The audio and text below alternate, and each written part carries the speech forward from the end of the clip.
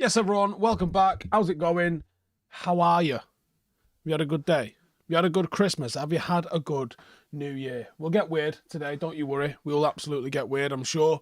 But we have got some, actual transfer news to talk about. So if you're into that, let's get into it. And it is members only on the chat, just to keep all the freaks away. And if you're a Patreon, then head over to Patreon. There's a questions thing in there as well. So if you want to get involved, bang it on. And if you're desperate to comment and you can't be asked becoming a member, then reply to my post on Twitter and I'll get into some of those as well. Just put question and then whatever your question is. And hopefully that keeps it nice and clean and tidy on here. All right, sorted. Right, let's get into what's going on then, because there's been quite a lot of links in and out. There's probably a sizable percentage of them are absolute bollocks. People have just needed something to write about. I imagine over the next 48 hours or so, we'll start to see some more and more links start to emerge. And hopefully there'll be some movement, whether that's players in or out, because otherwise I feel like we're going to waste a window if we don't do that. Now, in terms of the ins, because I think that's the most important thing, a lot of these are from the Sun, which tells you the level of quality of rumour and information that's doing the rounds at the moment, doesn't it? When all I can find is a lot of links that are in the Sun or the Scottish Sun. But that's what I can find. So, Gyökeres, apparently Ruben Amorim is pressing for the immediate acquisition of Victor Gyökeres to bolster our attacking options, according to the Sun. And their headline is, he wants him now. They've said, Ruben Amorim tells Man United Chiefs he needs Gyökeres now. Was you in the meeting, mate? Alvarez. So United have shown interest in signing him to strengthen him, but financial constraints might make this one a little bit more difficult. And that's from Bavarian Football Works. Now, there's a lot of talk that he's just going to re-sign at Bayern Munich, and that's probably what's going to happen, it feels like, doesn't it? But one to keep an eye on. It's obviously not the sort of one that's going to happen in January anyway, so I feel like that's a lot of old rhubarb. Christensen, Barcelona. United are apparently interested in bringing former Chelsea defender Andreas Christensen back to the Premier League to enhance the defensive lineup.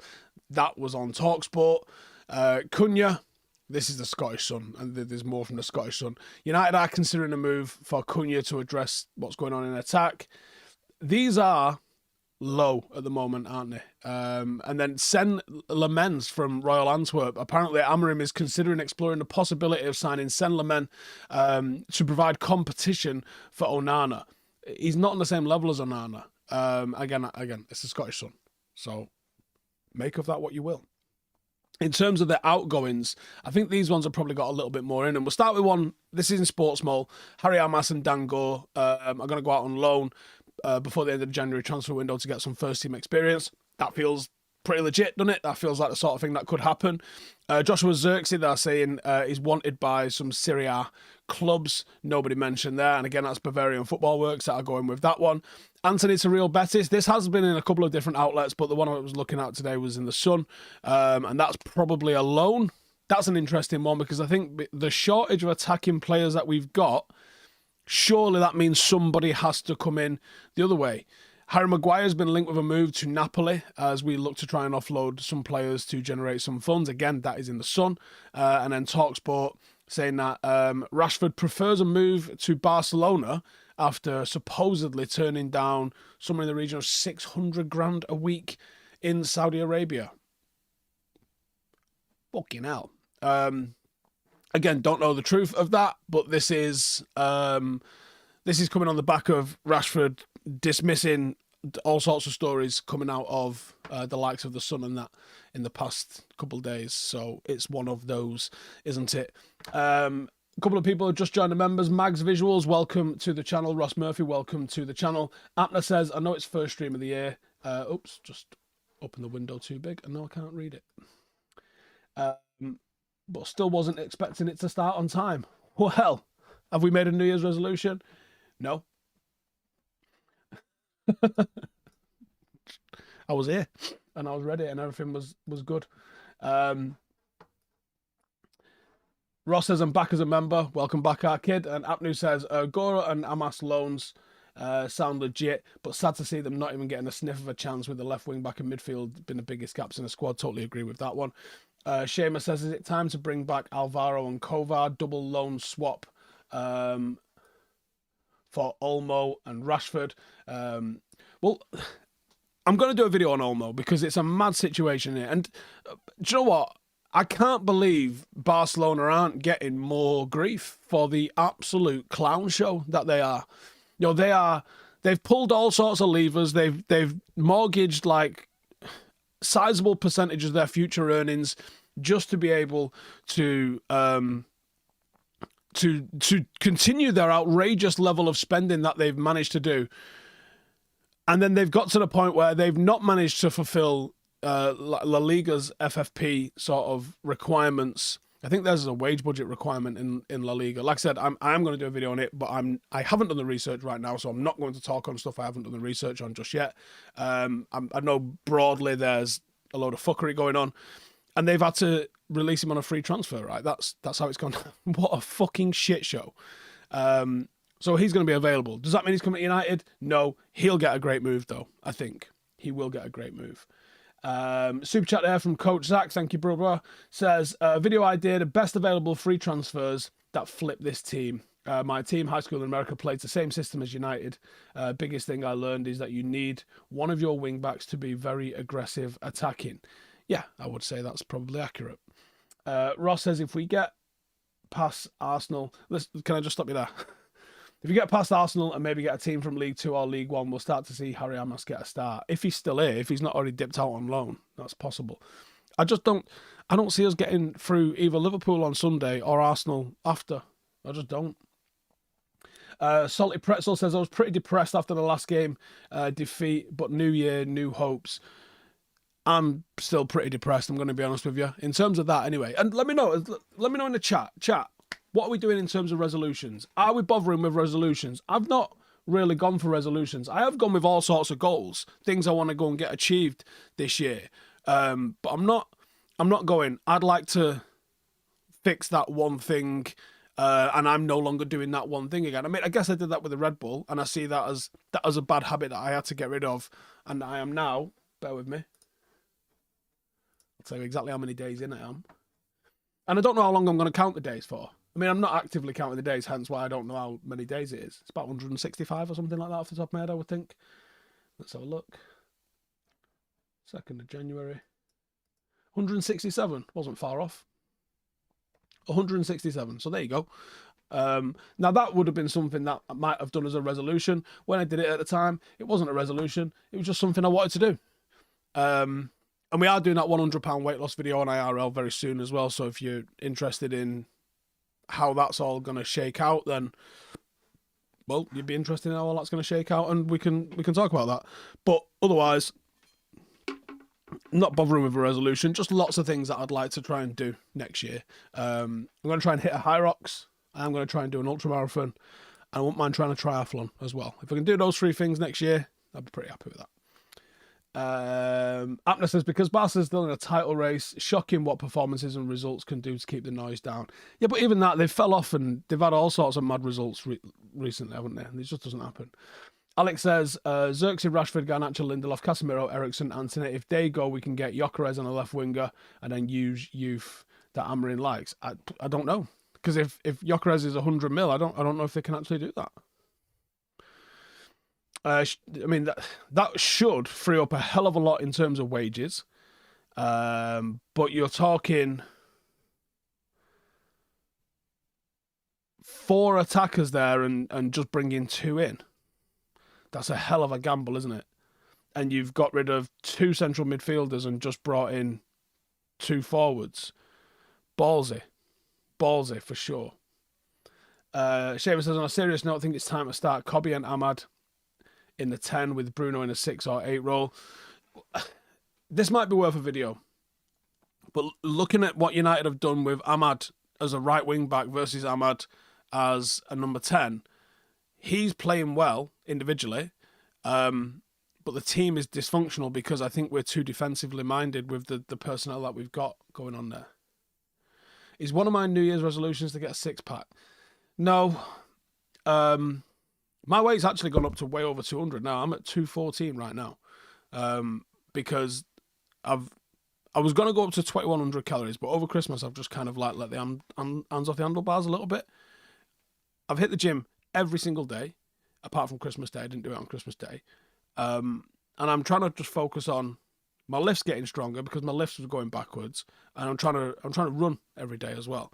So those are the things I'm sort of aiming for, and I'm not looking at the weight loss no more. So the scale doesn't mean as much to me as it was doing. It's now more about performance, and I'm thinking I'll get lean with the performance. I'm just enjoying lifting and that at the moment. Aren't we supposed to be looking at players to convert into wing backs rather than just naming 10 players who currently play as a wing back? I don't think so. Dead Scrolling says, all right, everyone, happy Thursday. Seamus says, New Year's resolution, sort a wedding venue out for 2027. Feels like a long way off that, but I bet it's not, is it? Congratulations on getting engaged at least anyway, and on what's going to be the most expensive day of your life. Alex says, taking a leaf out of your book, and I'm cutting the energy drinks down to one a day instead of about 4. And they're the Monster sugar-free, but it's affecting my mind. Well, yeah, I think they will. And I know I was on the sugary ones. I don't mentally like anything, any of the chemical zero stuff. I just think there's no way anything shouldn't have no calories in it. So I just think absolute chemical shitstorm. So I would always want to go with the full fat whatever over the sugar-free anything. I really just don't jive with the sugar-free stuff.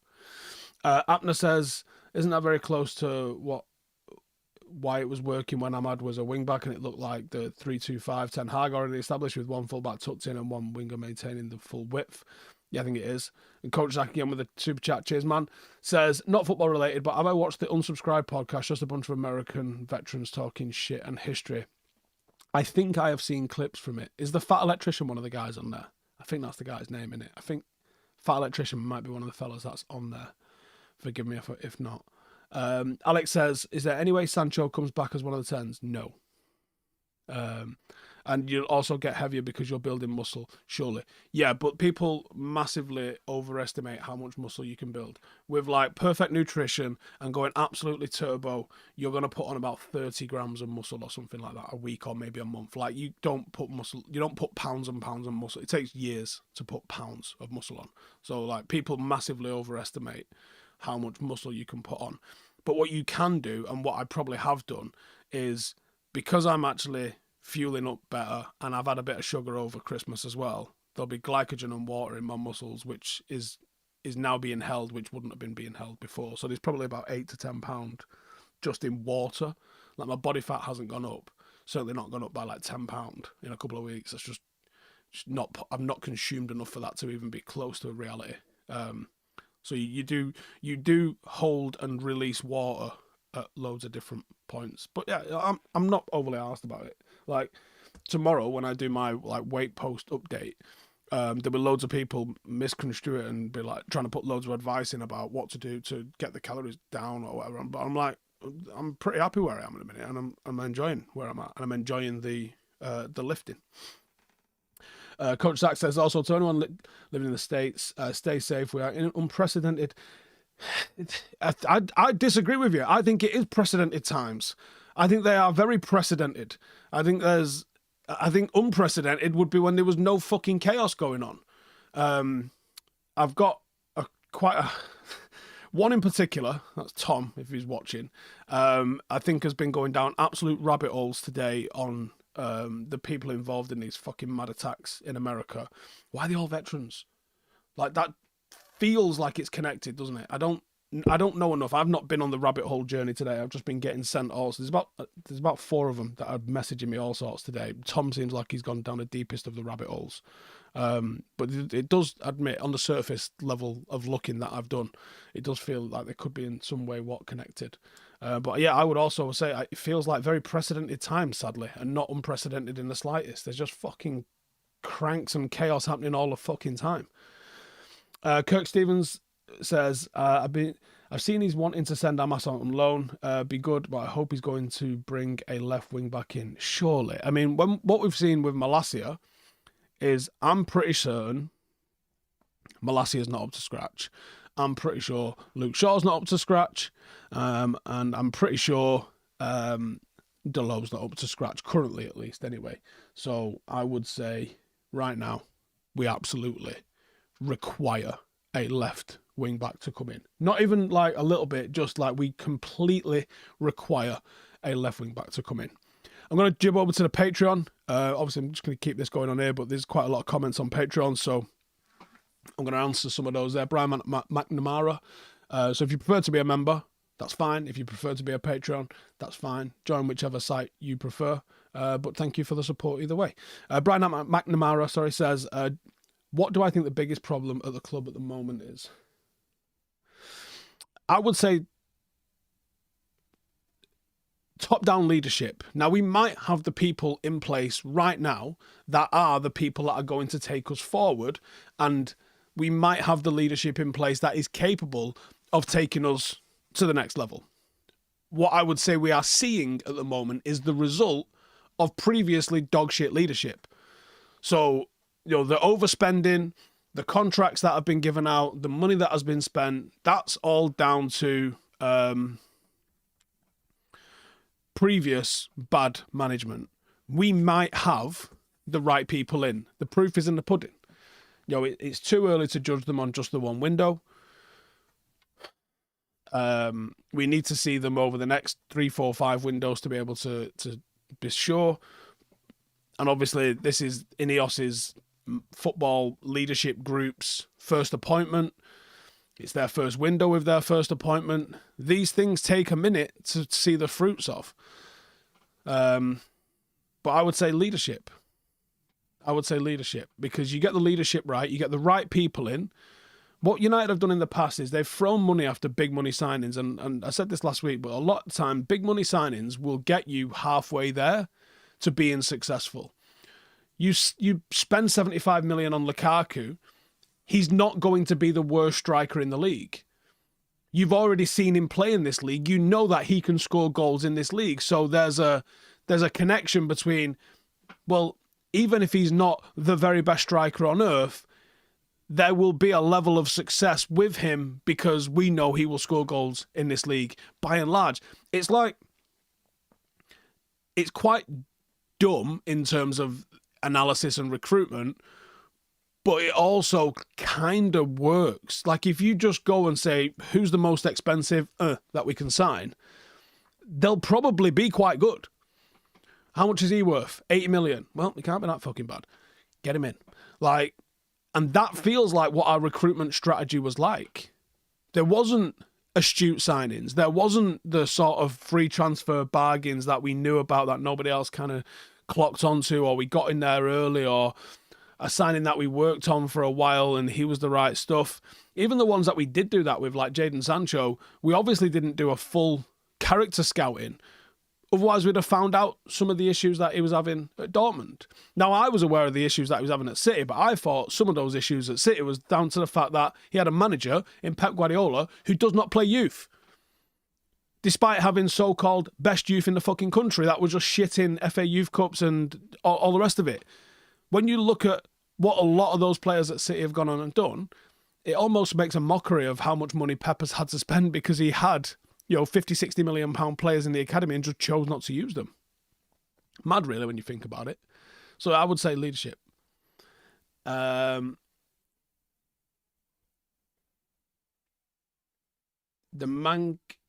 Manchester, I can't read that name. Sorry, it says, Happy New Year. Don't see how this system improves without investment, to be honest. Rashford sale is bittersweet, but will go a long way for pure profit. Agree. Ross says, not enough Mazraoui bargains in recent years. Correct. Yeah, if we'd have had a squad full of those, we wouldn't be in this mess, would we? John Burkhead just says, cheers, Steve. Cheers, John. F. Johnson says, would I sacrifice United's academy player in the matchday squad record to win the league? No, I would not, because that is who we are. And we've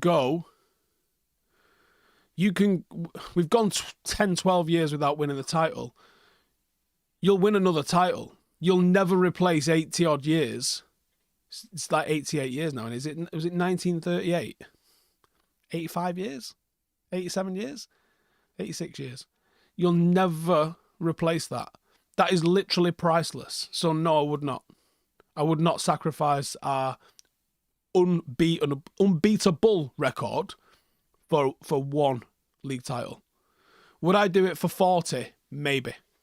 But not for one. Thomas Attard says, do I see any similarities between United and Juve? History, but also how they're looked at by fans of other clubs. I would need you to expand on that. And also, I'm not 100% sure how Juventus are looked at by fans of other clubs. I've never deeply thought about how Juventus are thought. Personally, I respect Juventus almost as much outside of the cheating side of things. Juventus were the sort of the first major sort of Champions League foe that we had in the 90s. So because of that, that's who they are always in my mind's eye. That's who they are. And that was a phenomenal, Del Piero, Zidane, Deschamps, Davids. That's that team. Will always be that team. Conte. You know what I mean? Montero, remember him? Hendrick says, so Dana White said that we will definitely see Aspinall versus John Jones in 2025. Personally, don't think it'll happen. John will find a way to duck like he did with Ngannou to keep his legacy. If it happens, do I think Tom can win? I do. And by the way, John Jones is not the heavyweight GOAT. Cheers. I think John Jones could have had a full career at heavyweight, and that would have been really interesting to see. I think naturally he is a 205er, but I also wouldn't have minded seeing him. I agree with you that he's not the heavyweight GOAT. He might be. He's in the conversation for MMA GOAT though, isn't he? He is. He just factually is.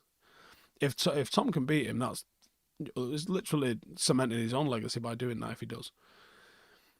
Stephen Harris in the comments here says, for the last decade, we've been on average 30 league goals behind the eventual champs. We've been low down on the league for running stats. You got to go by that. I don't think you can train that stuff. I don't think you can be like, right, lads, have we decided to run more and score more? Because if we have, we'd be dead good. Apna says, I'd take relegation over breaking that academy connection. Alex says, you may have the resources and tools available. Who are the highest earners at United? I believe it's the likes of Rashford and Casemiro. I don't think Bruno is. I think Varane was on a tasty old touch. Sancho was.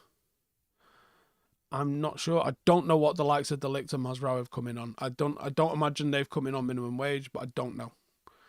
Ross says, thank God we have a very good academy. That's what's making me love United right now. There's so much potential in those academy players. And so I did a video on Jim Thwaites the other day. Called him a Paul Scholes regen because of his playing style. Must have reiterated that 4 or 5 times throughout the video. And the amount of people going, so you're saying he's as good as Paul Scholes? No, at all, actually.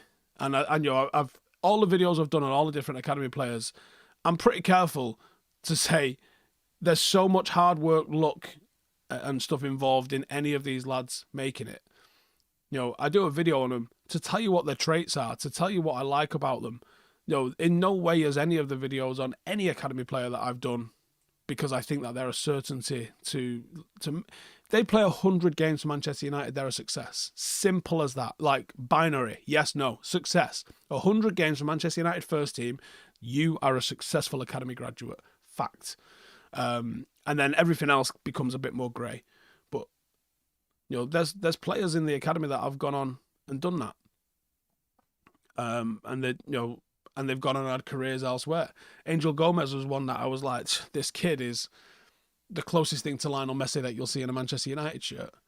Well, now he's an England regular and he's doing well, playing top flight football, being linked with a move to United that I don't think people have been mad at if we signed him.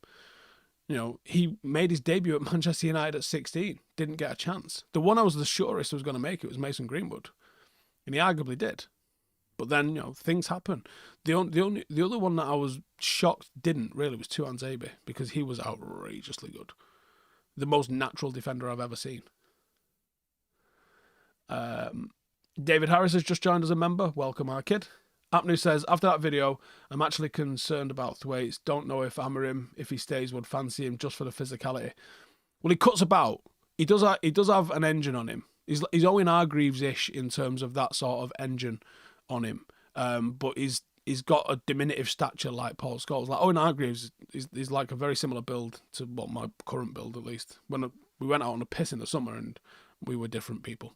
But he was never like physically, he was never a Yaya Toure sort of physical imposing central midfielder or a Matic or something, was it? Like, he's not been that guy. But yeah. Alex says, we are seeing MMA and boxing. The bigger cruiserweights or light heavies going up and winning well. John Jones, Cormier, UFC, Usyk in boxing. Can't knock them for making a step up. No, and I think one of the reasons for it is speed. I think when you're in the region of most light heavyweights, I imagine are probably in the 230 kind of range, and they cut down to 205 in UFC at least. So for them to be a heavyweight, I think someone looked into like outside of the likes of Brock and I think Overeem and possibly Ngannou, although I'm not 100% sure on Ngannou. Those guys were like 265, and some of them even had to cut to make sure they were 265. But the likes of Cain Velasquez and some of the other sort of other pretty good heavyweights that have been cutting around the place. I can't remember off the top of my head who I'm thinking of now. I've typically been around about the 240 kind of mark.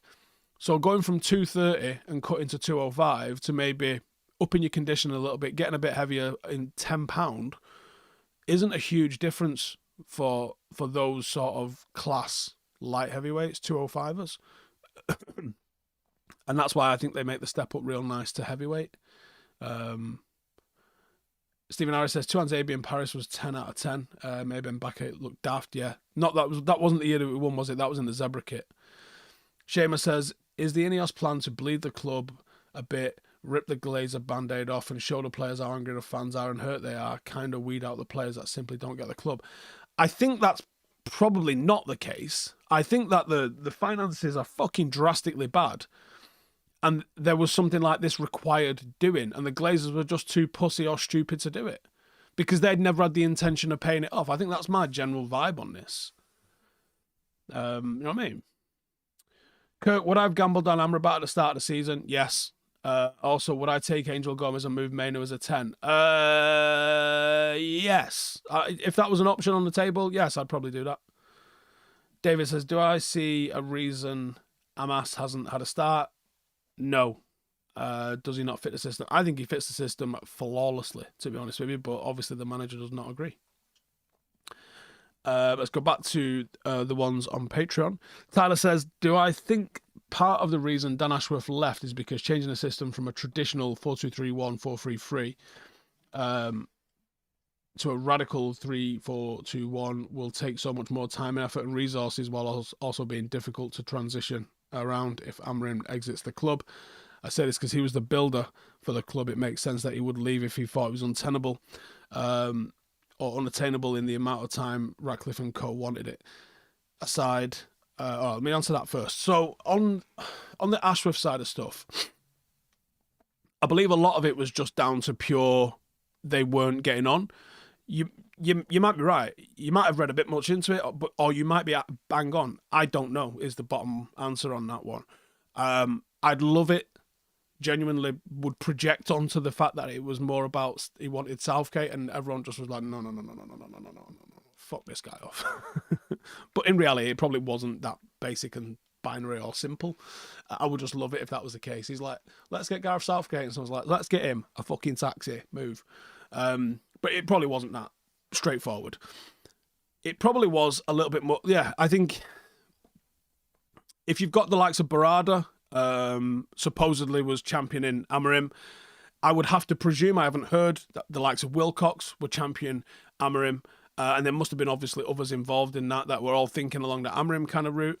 There's probably at least an element of truth in the fact that he was more of this 4-2-3-1, not necessarily full steam ahead Gareth Southgate, but if they was having conversations in that direction and he was kind of opposed to that, well, he's not the right person to support that man in his building, is he, ultimately? So yeah, there's probably an element of truth. It might not be the full truth, but I would think, I also think the Gareth Southgate thing isn't the full truth. It's probably just an element of the truth. Aside, I'm fully behind Amorim. I also find this to be scary. He will need players who are less traditional for his system to work, and transitioning both to and from will probably be quite problematic. I understand Ashworth wanting to have a system in place for the club. Could find another coach or manager if need be. If they fully back Amorim, it's Amorim or bust, right? Not necessarily, no, because there are other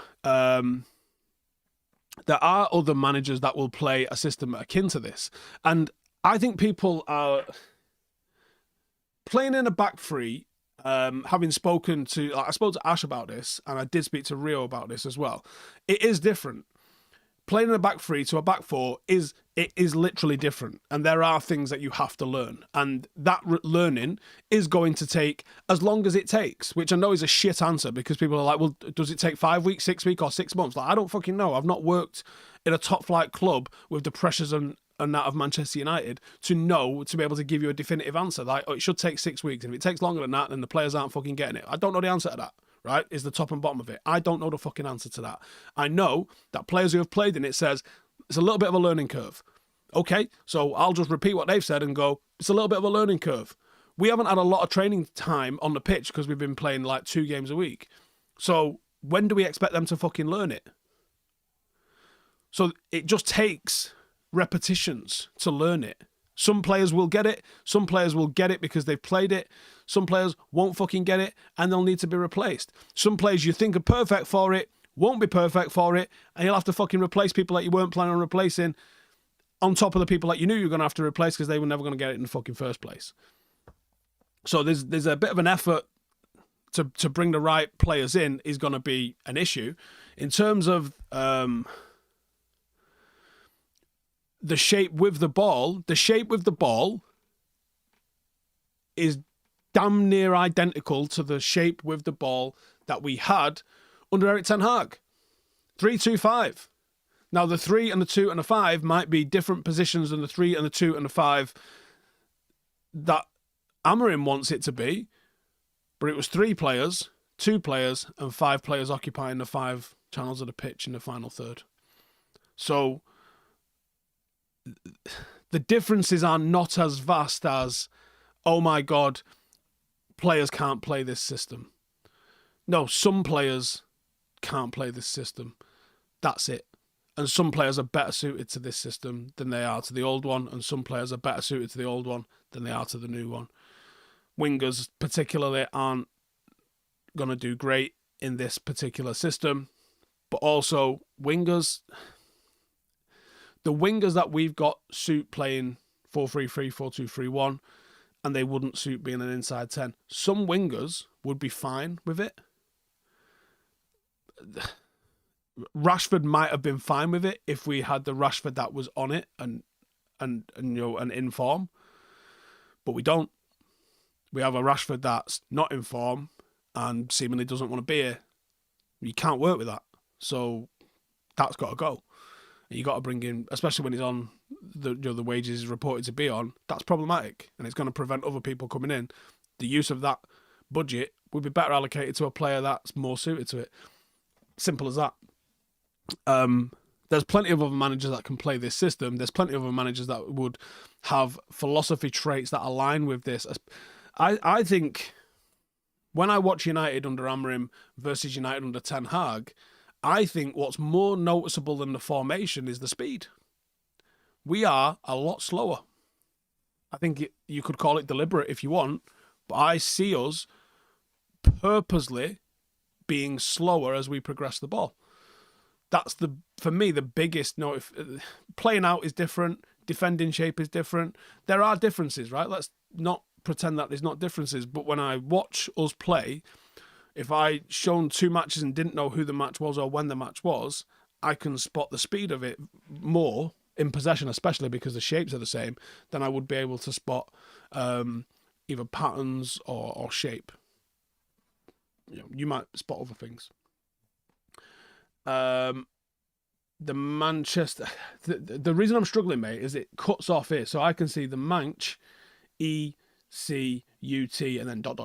So he says, my name is a joke from a skit on the stream where I play a Mexican wrestler. I'm Mexican, and merge the word Manchester. Oh, it's a Manchexecutioner, right? Okay, Manchexecutioner. There you go. So yeah, but it cut off for me. I'd lost a little bit of it, but there you go. There's the answer. Do I think that between Barada, Wilcox, they understand football enough to do the transition into a 3-4-3 squad? I would fucking hope so. And I can't read the rest of that because it's right underneath that big arrow. One sec.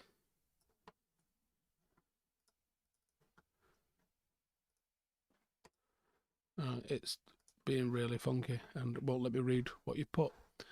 Let me just answer the top of it then. Do I think that between Barada and Wilcox, they understand football enough to do this transition into a 3-4-3 squad that'll work? Even something Amarin if he leaves, or do we need a director ACP? Well, we got to think we've got more football people involved in the club now, just in Barada and Wilcox, and there's another guy as well, isn't there? I can't remember the name of, than we ever have had. So I think we're in a better position. Yeah, maybe having a director of football like an Ashworth would have been nice, but we are in a better position than we ever have been. So I'll take it. Damien Pollard on Patreon says, have you got any hints on academy players being promoted to the first team? Seems the obvious option at present. I don't know what's just happened, if I'm still streaming or not, because my system has just totally rebooted.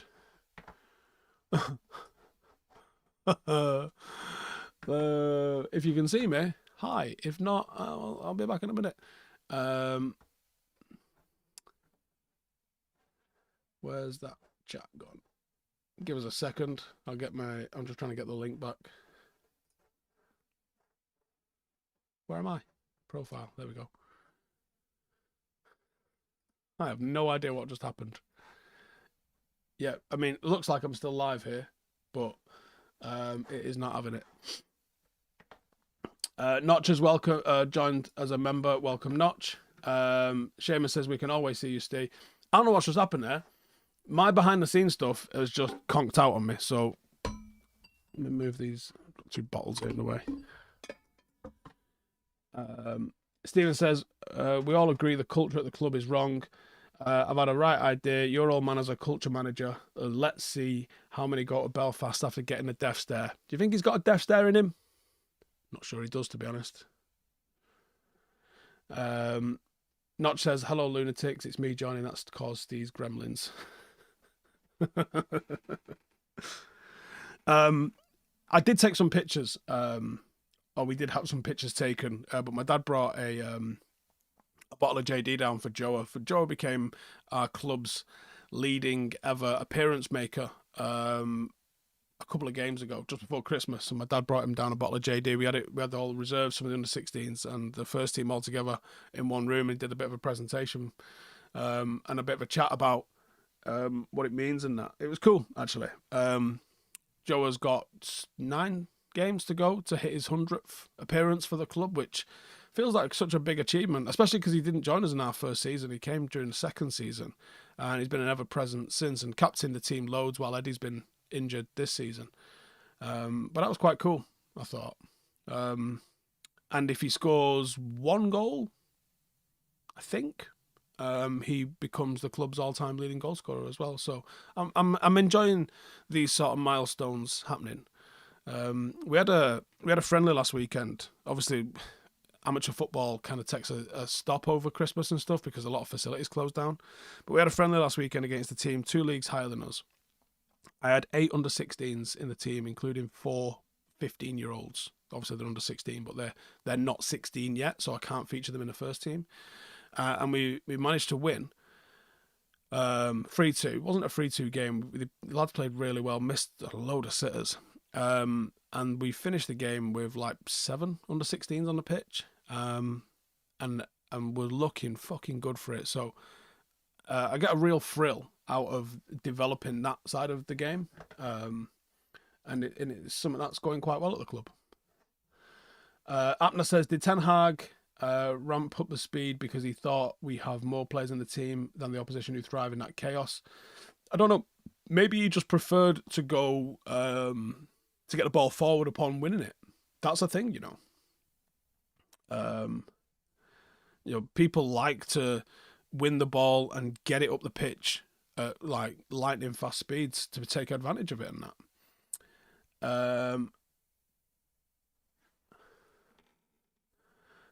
Steve says it's like standing next to a human encyclopedia at matches. I don't stand. Well, he doesn't talk too much at United games. Obviously, I stand next to my dad at United games, but I don't talk to him at paddock games. He always stands on the opposite side of the pitch to me at paddock games. So I don't always like standing there watching a paddock game with him. Gab says, Happy New Year, mate. Some of the old videos popped up on shorts, doing great on the health journey. I do agree, it's very noticeable. I'm seeing a lot of old photos, even the thumbnails of these videos. Like, I got to get them all sorted. We'll get them all sorted in the next few weeks, hopefully with a skinnier version of Steve on there. Phil Jones, I don't think it's that one, says, I worry that Kobe just doesn't have the speed and overall stamina to make it. Discuss.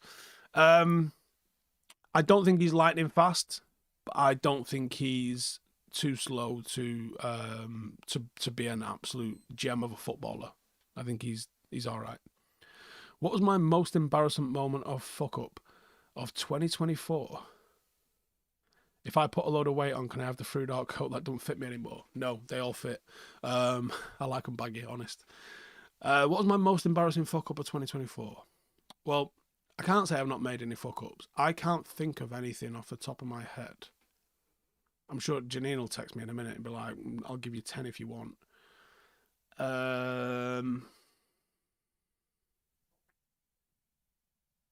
Most embarrassing fuck up.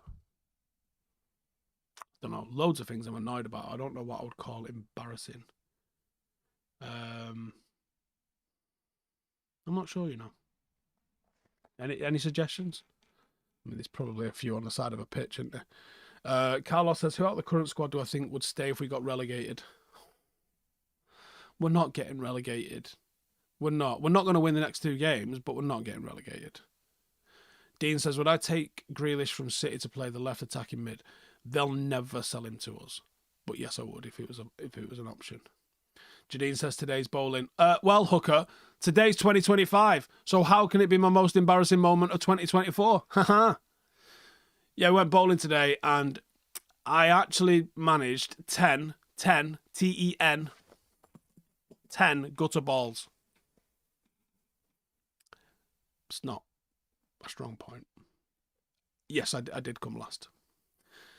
Apna says, people forget that Kobe can build on his physicality, if not speed, enough to not be a weakness, still a teenager. I mean, Michael Carrick wasn't fucking fast, exactly, was he? But he read the game nice enough to just be in the right spot at the right time. Seamus says, Jazim is a myth, never existed. I think he does exist, but of all the stuff with the Qatari bid, they didn't bid. They never put a bid in. So, like, people are like, oh, we should have took the Qatari bid. Oh, it wasn't an option. There wasn't an option for it. There was a rumour of it. There was a lot of fucking PR about doing one. But they didn't do one. It was all talk. All talk. And people are like, oh, they said they were going to do this. They said they were going to bid for the fucking club and they didn't do that. So it doesn't matter, does it? Here's the thing. Jim put his fucking money where his mouth is. And he's actually getting to work and doing some shit. Now, I don't agree with everything he's doing. And I'll just leave it there, actually. I don't agree with everything he's doing. But I also don't know the dire situation that our finances are actually in. That's not an excuse for some of the shit that he's done. Some of the shit that he's done, I absolutely think has been avoidable. And I don't think the manner in which he's done it tells the best picture about who he is and what he's planning to do for the club. But we almost have to let him cook in a way, don't we? We almost have to, like, judge this a little bit later down the line, not 12 months in. We need to see what they're making before we see what happens with it. Do we take Neil Warnock as a manager in the Championship? We're not going down. Would I take Branthwaite after seeing Everton's performance versus Arsenal, Chelsea and City? No. Do you think he was good in those games? Joy, you can go and get a player from a relegation fodder team. Everton might be the only team that I wouldn't take any fucking players from. Adrian says, I can't see many players surviving the next 3 windows. Yoro, Mainu, Mazraoui, possibly Garnacho. I think Garnacho would struggle, to be honest. I think he's an extremely unintelligent footballer. I don't know how. No. Notch just deleted a message there. Something about Steve Bruce, was it? Post it. There we go. See the dweeb on X today who thinks that Steve Bruce had a very low skill level. Made me chuckle.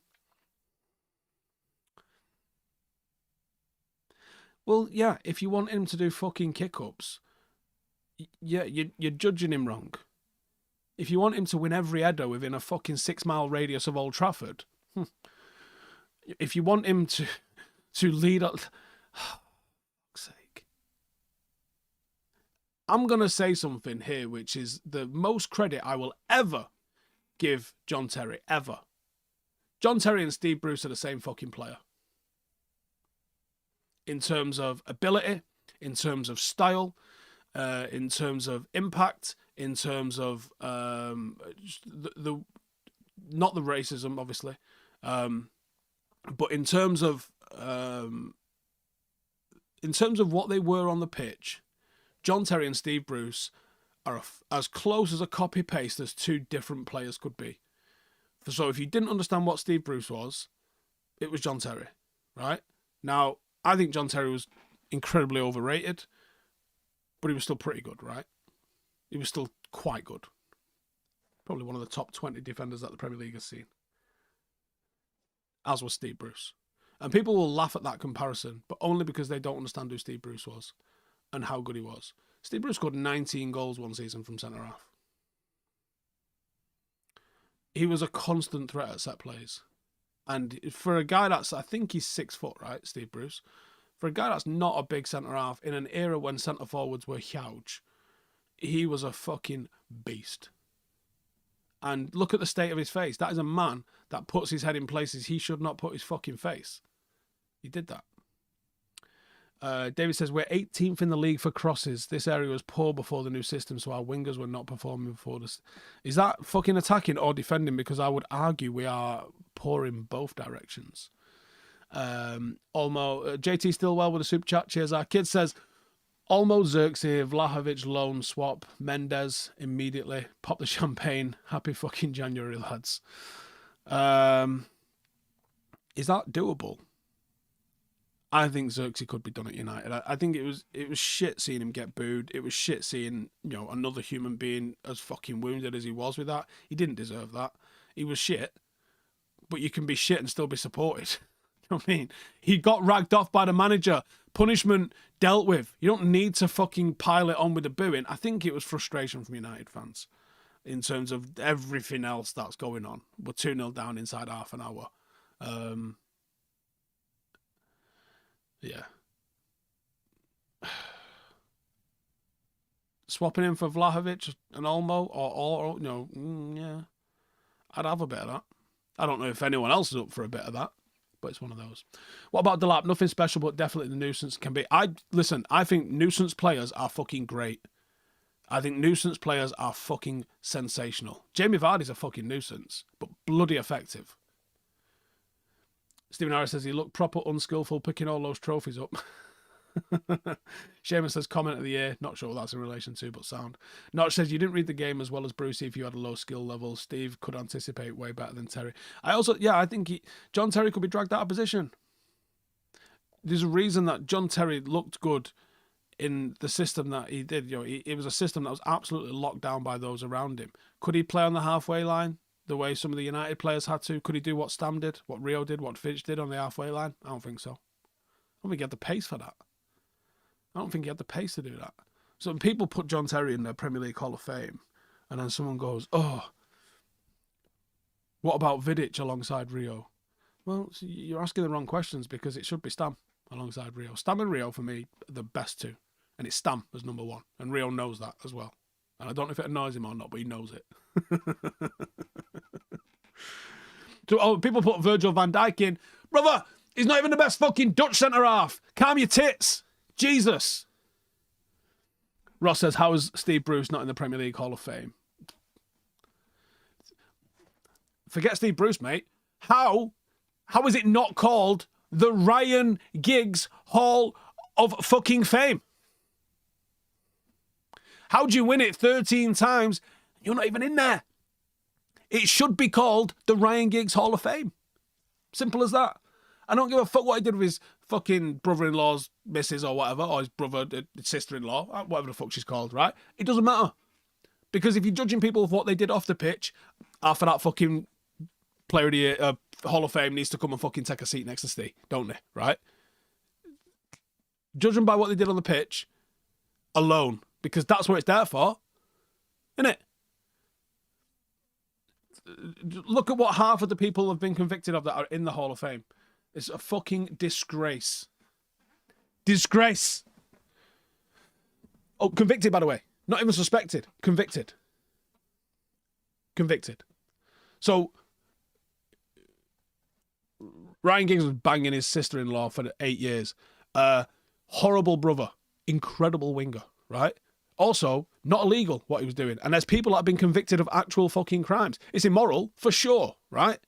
It's absolutely... Joe should be mad at him. His wife, and I think she is, I think they've recently divorced, his fucking brother, which is fair, and his family. Anybody else, why'd you give a fuck? I don't give a fuck. You shouldn't give a fuck. I think it's weird that people give a fuck about what other people are doing and what they stick to ticking. Weird. Why are you asked? Shaman says, simple, FA prefer racists over those who commit adultery. It's clearly where they've drawn the line, isn't it? It's fucking bananas. Kirk says, if Xerxes goes on loan, then I'd rather him go to a Prem team so he gets used to the league. I understand what you're saying, but I don't think it matters. Possibly Everton. He'd probably suit it, Everton, to be honest.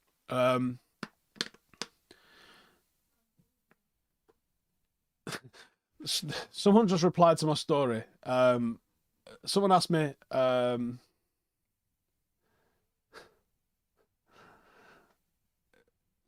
which, let me get the story up, which current former United player would pass selection? So I put, I reckon Vidic. A member of the SAS has replied to me saying no chance. Erik would. You have to go off that man's judgment more than mine, because I've not passed it and he has.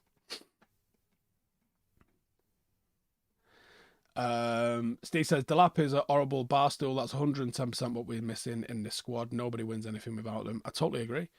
Apna says Giggs would be a great winger, bad brother, and a confusing wingman.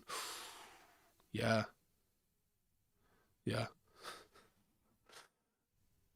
Super chat there from JT Stillwell says we should sign Pogba for 6 months just so we can dig up the hyena and lift the curse. I tell you what, if this entire Pogba saga has done anything, surely it has increased the sales of voodoo magic, because all I can hear is that shit works, doesn't it? Has anyone got the number of who the guy was that his brother used? Because clearly he fucking does it. Dash says Mainu as an attacking midfielder. Where's that gone? And I now actually can't. Let me just close this and open it again.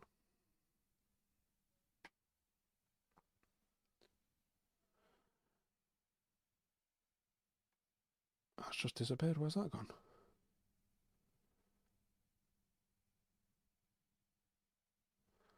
Mainu was an attacking midfielder. Feel the flair and ability to beat a man is such an asset further up the pitch, and his ability to win the ball back further up the pitch. I think that could work as well. Yeah, and I think his composure in the final third would be a massive asset for us. Switching him and Bruno around might have people going, huh? Bruno's got actually an incredible ability to play forward balls, and we don't see it when he's got his back to goal.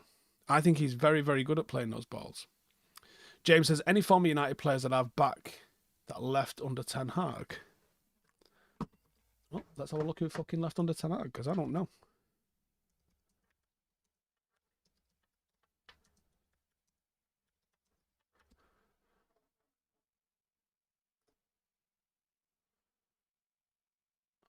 Is there a way to see? Purchase players. Is there not sold players? Purchase players. Surely there's a sold players. Let's ask ChatGPT. Hey.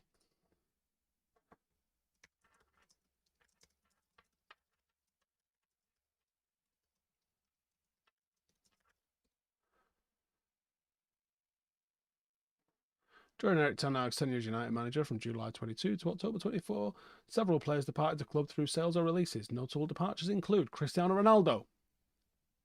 No. Phil Jones. No. De Gea. No. Tellez. No. Alanga. Probably. Maybe. Hang on. This says Harry Maguire moved to West Ham in January for last year for 30 million quid. The fuck he did. Alvaro Fernandes. That's who. Alvaro Fernandes. Yeah. Gab says physical and technical players needed for left centre-back, left wing-back, centre-mid and striker. And a number 10. Need defenders strong at set plays, 1v1s, plus attackers who create and finish, almost show courage in passing. Yeah, and do you know what the problem is, right? You might be able to get that for somewhere in the region of 200 mil. You might have to spend 500 mil to do that, though. Chris says, do I think Amorim should tweak the system for Sunday just to tighten up because these players are so open and weak in this system? I disagree that we are, you know. I don't think we're conceding a shit ton of chances in every game. The Newcastle game aside, we were just shit in that game. I think by and large, we are looking a little bit tighter. It's set pieces. We're fucking horrendous at them. It's two things. It's set pieces, and we wouldn't fucking score if we start playing on Tuesday and don't finish till Wednesday. That's the issue. I don't necessarily think we're open. We're certainly nowhere near as open as we were last season under Ten Hag by fucking levels. Ross says Alvaro or Alanga. Those are the two I would have kept, but I understood why they left. They were going to get regular opportunities. Alvaro made no sense at the time. You're like, wait. We've got no fucking fullbacks. Or no left backs at least, anyway. Yeah, whatever. Crack on. Alex says, am I surprised how well McTominay has done at Napoli and is on the throes of a title race? No, because I saw Ashley Young go to Italy and look pretty good. So I think I've just adjusted and Chris Smalling. I think I've adjusted how good that league is in my head. And again, I'm sad at that because when I was growing up, the Italian league was proper aspirational shit. And now it is genuinely, it's like, it's not quite. It's not. But, you know, I almost want to say it's fucking become MLS levels in terms of like a bit of a retirement home for former Premier League players. It's not MLS levels. It's MLS sort of players will finish in the Premier League and go there, but it's still a better league than MLS is. Apna says, can Delo or Mazraoui play alongside Ugarte in the middle so that we can use wingers out wide? Mazraoui could. Mazraoui could play anywhere, and I think he'd be brilliant at it. I just think he's a super intelligent technical footballer, and you can play him anywhere, and he'll just be fine. Might not be the best player on the pitch there, but he won't be the fucking worst, and he won't make bad decisions. So yeah, I think you could play Mazraoui in the 6, and he would be fucking sound as fuck. Notch says we don't stop crosses either. Nope. Ross says Serie A's making average players look world class. Notch says we haven't actually conceded tons this season. It's the woeful lack of goals and creativity in attack, including from the wing backs. That's by far the biggest issue. Like we said earlier, it's just a case of can we get Ahmad back over to that right wing back spot? And people are like, oh, we can't just play Mazraoui and Delo there. And I agree. But who else are you going to play, mate? It's not like we've got loads of other people there. I think if you can get Ahmad in there and you can figure out how you're going to figure out the rest of the squad, I don't know what that looks like because I don't think we have the personnel to do it, personally, just yet. If Mount was fit, if Ugarte is not suspended, if it's still not obvious who plays where, is it? Do you think Xerxes is going to get another fucking opportunity? Certainly not at Anfield. Not after this week. Fucking hell, what a ballsy call that would be. Imagine if that pays off. Genius. Realistically, be getting subbed after 20 minutes, won't he, this time? If you had all of those players in form, yeah, you might be able to move Ahmad over to right wing back and put one of these 5 options in the number 10 positions. But otherwise, who are you going to put there? Mainu. Okay. Who's going to play in the 6? Ugarte, yeah, obviously. Who else next to him? Casemiro? This is the problem. Squad is a myth. Stephen says there's some serious revisionism going on after players leave United. McTominay and De Gea, two top contenders for 2025 Ballon d'Or according to social media. Have I seen the absurd shite that Villa idiot has been saying on Talk Shite on Diallo, admitting that he loves seeing the United this low, yet they're still asking for his opinion? No, I try and make a point of not listening to him. I do get sent some of the shit every now and then, but no. David says, would Fred have done better in this system? Technically not great, but won a lot of second balls. I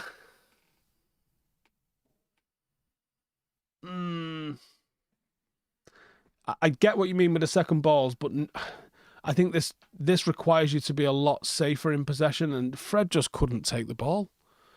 You're asking him to take the ball in a very, very... Do you know what? Actually, I think it'd be even worse now, because I think pressing in and around the box has stepped up a gear this season.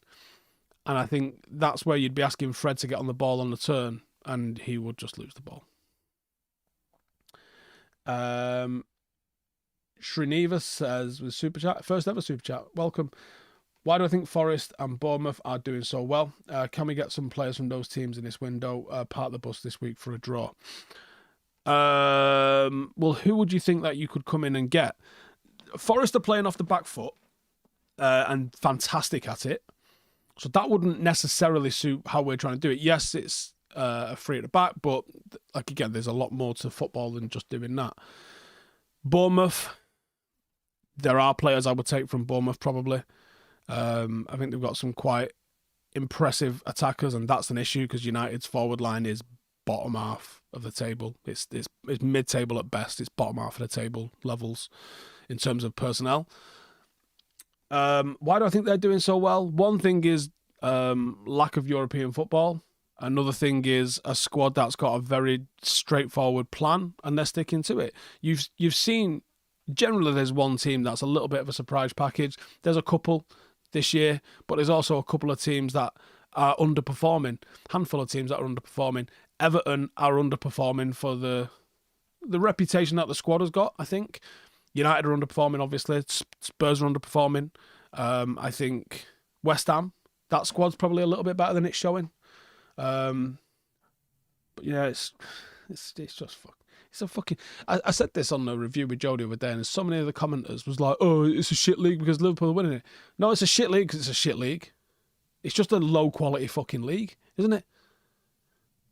King Louis says, do I think Sir Jim actually had enough money to be involved at United? Yeah. I think he's all right. Abner says, Fred would have been a problem with the ball, especially with Amorim. He's trying to build slowly. Seamus says, God, I miss Jemba. Notch says, I remember Jemba was immense once away to Newcastle, didn't last the course. Do you know what? I do get honey-dicked with a single performance. If someone has one, like, absolute 10 or 9 out of 10 out performance, I'm a sucker for believing in them long term. Like, no, he's good. And I will ignore some shortcomings if it was in a big game, and I loved it. I did that with Veron. I saw what Veron could be, and I projected it onto what he was. He was fucking good when he was good, though. Alex says, would love Kirkes from Bournemouth. I think I was going to say you can go down to the bottom of the table and get loads of players, but they're not in the bottom of the table, are they? And one of them might even be in the Champions League. Ugh. I think you do well from buying from Premier League teams. The problem is that Premier League teams are Premier League teams, and therefore they've got Premier League cash, and they're not interested in your Premier League cash or selling to you because you're a Premier League rival. That's the problem. And the Premier League's not a high quality league, but it is a league that has got a certain flavour it's like the Premier League is like a pint of Guinness, right? It's not the best pint in the world. Some of you might agree. Some of you might disagree, and that's fine. Some of you might prefer a Peroni and all the rest of that sort of shit. Here's the thing. It's an acquired taste. It takes you a minute to get used to. That's a fact. It does. It just takes a second. So, you have to get people who have drank a Guinness before if you want to go on a night out in Dublin. Otherwise, they have to take a little bit of getting used to it. And they have to moan about, oh, it's a little bit bitter. Oh. You know? They might come from a place that they drink spirits. They might come from a lager kind of place. It's not necessarily better. It's just different. And that's what I think the Premier League is. It's not necessarily better, but that physicality, intensity, mix is just different to some places. And some players get it, some players thrive in it, and some players never jive with it and never will. And this is conking out on me. So I'm going to take that as a cue to call it an early one. Otherwise, I'm going to end up dead late. Not a resolution, because I've not started it yet. I'm going to try to start it the next week or so. And that's trying to fix my morning routine. So I have these notebooks. I write down my shit that I'm doing in a day. I don't do it religious. I'm going to start trying to do it a bit more religiously. Plan my day, be on my devices a little bit less, and try and start the day a little bit more deliberately. That's what I'm going to do. Not a resolution, just trying to get that dealt with just a little bit.